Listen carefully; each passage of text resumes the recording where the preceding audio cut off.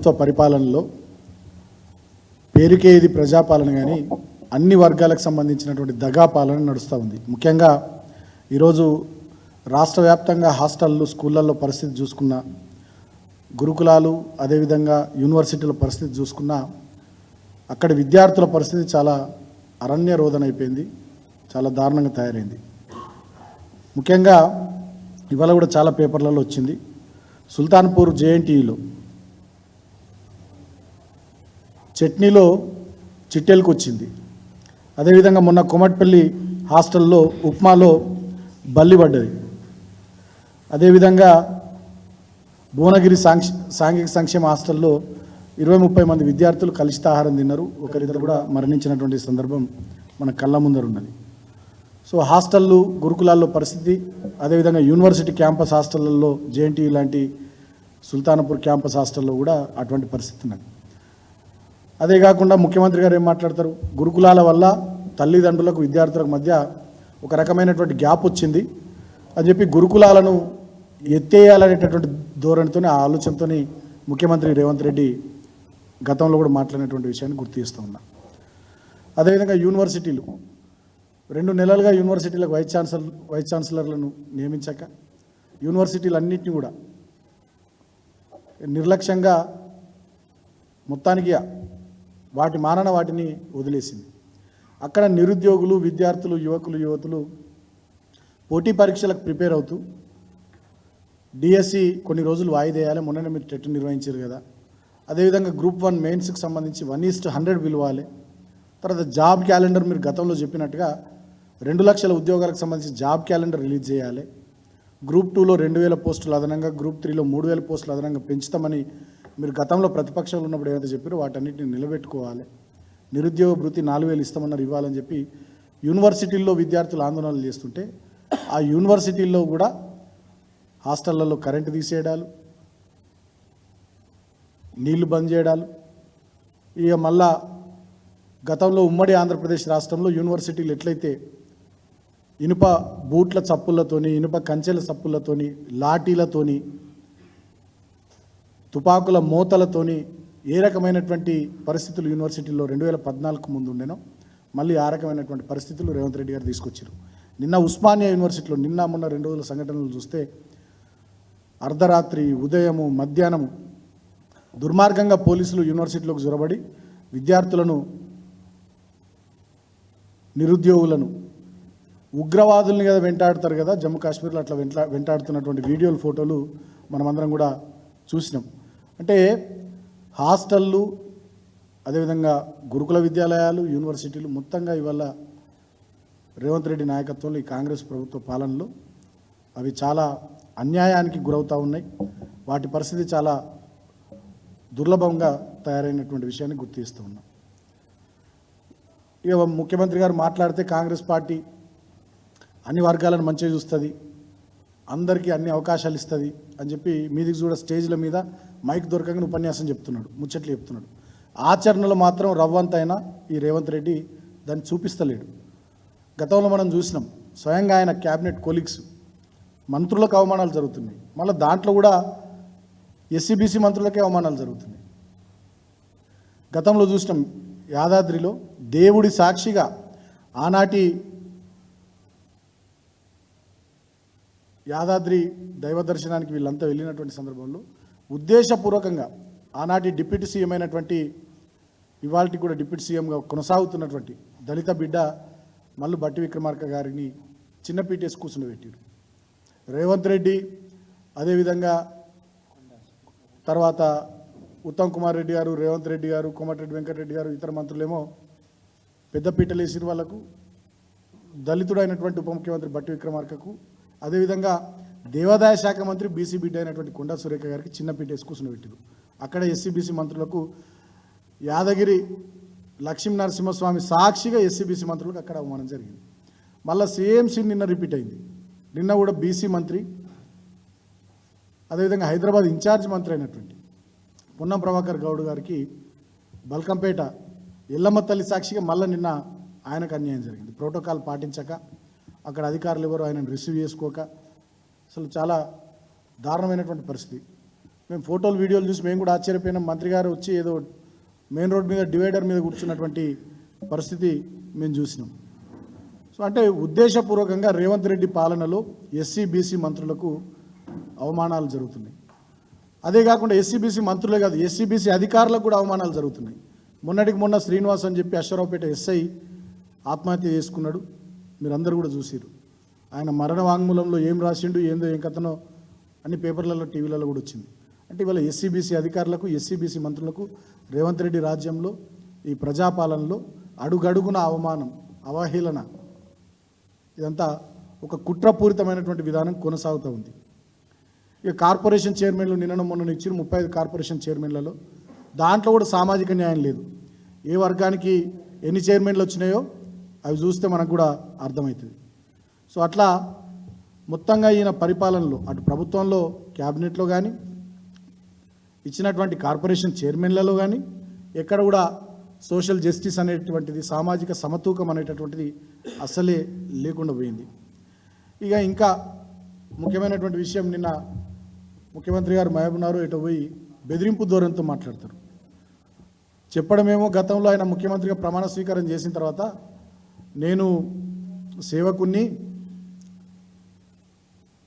అందరిని మంచిగా చూస్తా, మంచిగా పరిపాలన చేస్తా, కక్ష సాధింపు చర్యలు ఉండవని చెప్పి ఆనాడు మాట్లాడినటువంటి ముఖ్యమంత్రి అధికారంలోకి వచ్చిన కొత్తలో నిన్న మహబూబ్నగర్లో ఏం మాట్లాడతాడు?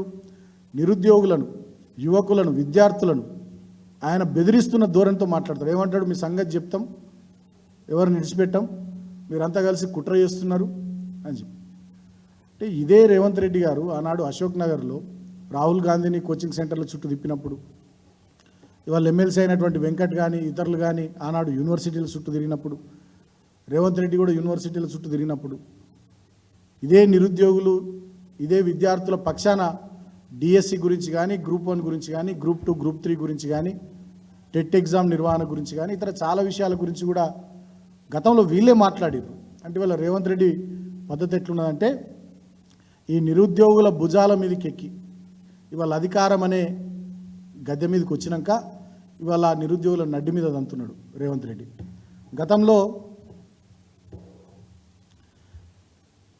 గతంలో ఆయన అన్నాడు ఒక ప్రెస్ మీట్లోనో లేకపోతే టీవీ చర్చ కార్యక్రమంలో పార్లమెంట్ ఎన్నికల ముందు, ఎవరన్నా ఏదంటే ముడ్డి మీద అంతనో ఏదో మాట్లాడిన ఆయన విలేకరులను ఎవరినో ఉద్దేశించి ఏదో అన్నాడు. సేమ్ నిన్న కూడా అట్లనే మాట్లాడుతున్నాడు.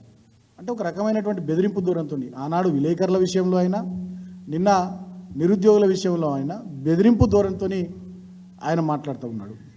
అదేవిధంగా ఉస్మానియా యూనివర్సిటీ క్యాంపస్లో ఇప్పుడు లేటెస్ట్ ఇప్పుడే వచ్చింది, అక్కడ డిఎస్సికి సంబంధించి విద్యార్థులు నిరుద్యోగులు చేస్తున్నటువంటి ఆందోళన విషయంలో ఆ న్యూస్ కవర్ చేద్దామని పోయినటువంటి జీ తెలుగు రిపోర్టర్ను గల్లబట్టి పోలీసులు ఈడ్చుకొని జీబులో ఎక్కిస్తున్నటువంటి ఆ వీడియో ఇప్పుడే వచ్చింది. కెమెరాను కూడా లాక్కొని స్టూడెంట్స్ చేస్తున్నటువంటి ప్రొటెస్టులు డిలీట్ చేయాలని చెప్పి ఆ జర్నలిస్ట్ను బెదిరించి ఆయనను పోలీస్ ఇన్నోవా వాహనంలో తీసుకొని పోతున్నటువంటి వీడియో కూడా ఇప్పుడే వచ్చింది. అంటే ఒక రకంగా ఇవాళ హోంమంత్రిగా ఉన్నటువంటి రేవంత్ రెడ్డి, మీకు కనబడుతుంది వీడియో,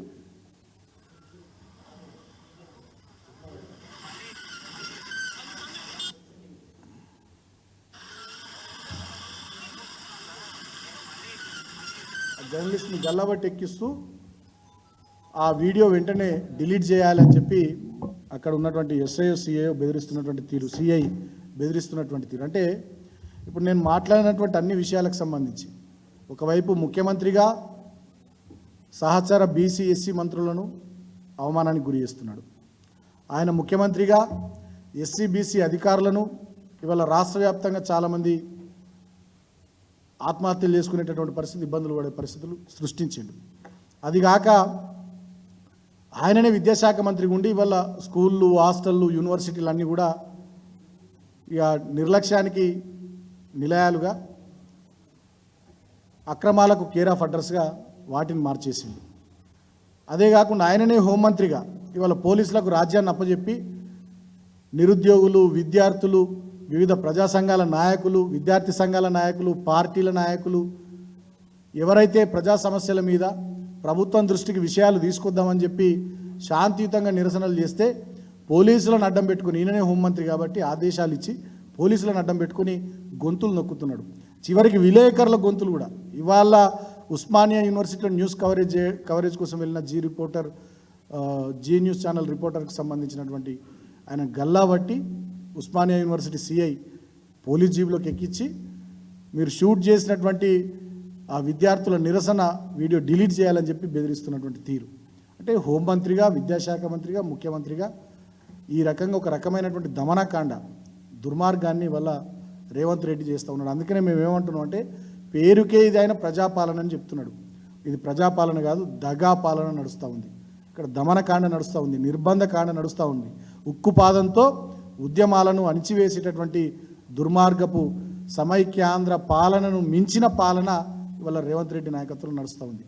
ఆయన ఏమన్నాడు, వైఎస్ రాజశేఖర రెడ్డి జయంతి సందర్భంగా కడప పౌరుషాన్ని చూపిస్తామని చెప్పి మాట్లాడాడు. ఇదేనా నువ్వు చూపిస్తున్నటువంటి మరి పౌరుషం? ఒకవైపేమో ఎమ్మెల్యేలను చేర్చుకునే పనిలో బిజీగా ఉంటున్నాడు. నిరుద్యోగులను ఒక నిమిషం పిలిచి మాట్లాడే సమయం లేదా? మా పార్టీ ఎమ్మెల్యేల ఇళ్ల చుట్టూ, ఎమ్మెల్సీల ఇళ్ల చుట్టూ తిరిగి కండువ కప్పేయడానికి, వాళ్ళని పార్టీలో చేర్చుకోవడానికి అర్ధరాత్రి వాళ్ళ కోసం వెయిట్ చేసి నిద్రపోకుండా 12-1కి కండువాలు కప్పేంత తీరిక ముఖ్యమంత్రి రేవంత్ రెడ్డికి ఉంది. కానీ డిఎస్సి విషయంలో, గ్రూప్ 1 విషయంలో, గ్రూప్ 2, గ్రూప్ 3 విషయంలో, జాబ్ క్యాలెండర్ విషయంలో నిరుద్యోగుల బృందాన్ని ఒకసారి పిలిచి ఒక 5 నిమిషాలు మాట్లాడే సమయం లేదా ముఖ్యమంత్రికి? ఢిల్లీకి టూర్లు వేయడానికి ముఖ్యమంత్రికి సమయం ఉంది. రాహుల్ గాంధీని, సోనియా గాంధీని, ఖర్గేని కలవడానికి సమయం ఉంది. ఈయన మంత్రివర్గంలో ఈయన మనుషులకు స్థానం ఇప్పించుకోవడానికి చర్చలు గంటలు ఢిల్లీకి పోయి జరపడానికి ఈయనకు సమయం ఉంది. మా ఎమ్మెల్యేలు ఇళ్ళ చుట్టూ తిరిగి కండువాలు కప్పడానికి ఈయనకు సమయం ఉంది.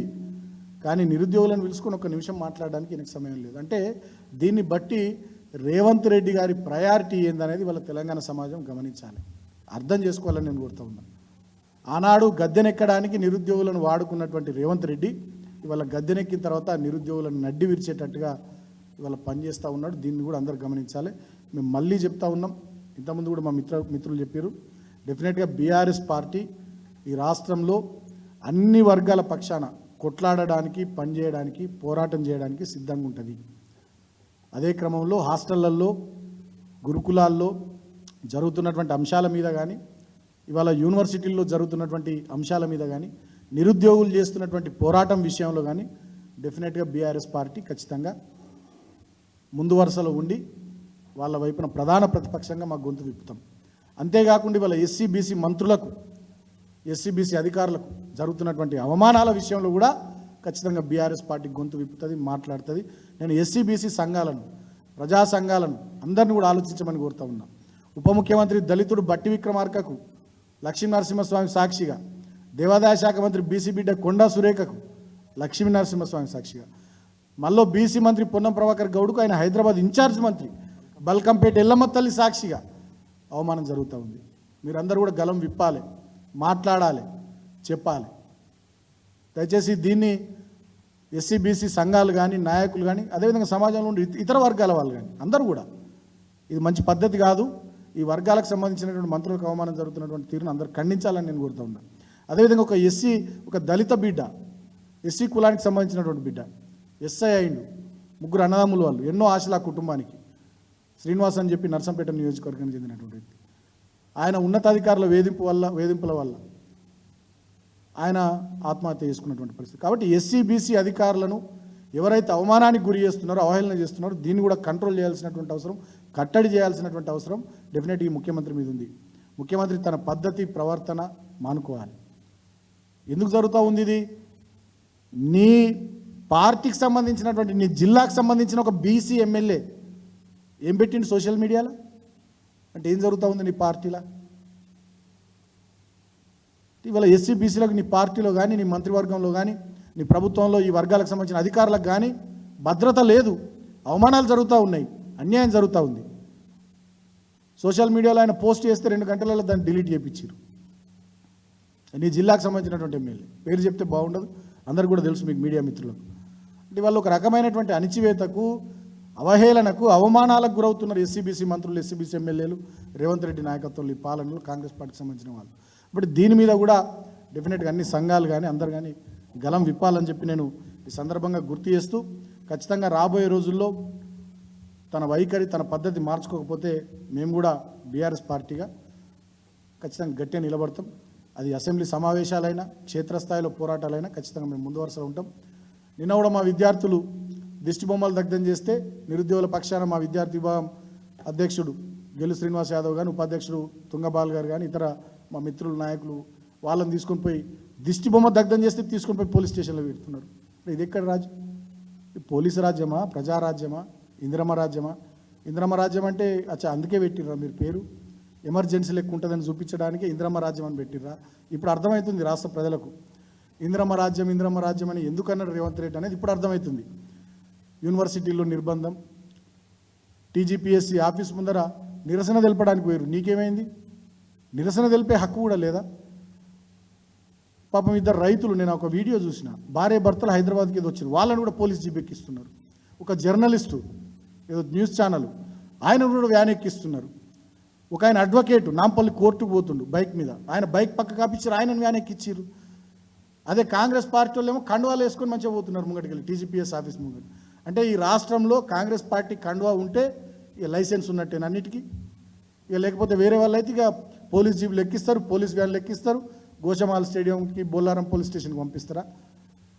అంటే ఒక రకమైనటువంటి ఎమర్జెన్సీ నాటి రోజుల్ని ఇవాళ రేవంత్ రెడ్డి చూపిస్తున్నాడు. దానికోసమే ఆయన ముద్దుగా మంచిగానే పెట్టుకున్నాడు పేరు ఇందిరమ్మ రాజ్యం. అంటే ఎన్నికలప్పుడు ఎవరికి అర్థం కాలే, ఇప్పుడు చూపిస్తున్నాడు 7 నెలల్లో రేవంత్ రెడ్డి చూపిస్తున్నాడు ఇందిరమ్మ రాజ్యం అంటే గిది అని. కడపకు వేయండు, మన ఆంధ్రాకు వేయండు, అమరావతికి వేయండు.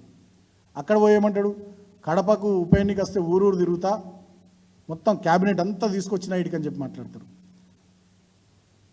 అసలు నీకు కడపకి ఏం సంబంధం నాకు అర్థం కాదు. నిన్ను తెలంగాణ ప్రజలు మీకు అవకాశం ఇచ్చింది తెలంగాణలో మంచిగా పరిపాలన చేయమని.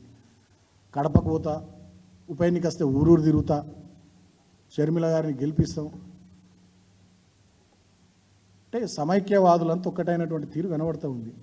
షర్మిల గారు ఎన్నడూ కూడా జై తెలంగాణ అనలే, సమైక్యవాది, కరడు గట్టిన సమైక్యవాది. చంద్రబాబు నాయుడు గారు కూడా జై తెలంగాణ అనలే, ఆయన కూడా కరడు గట్టిన సమైక్యవాది.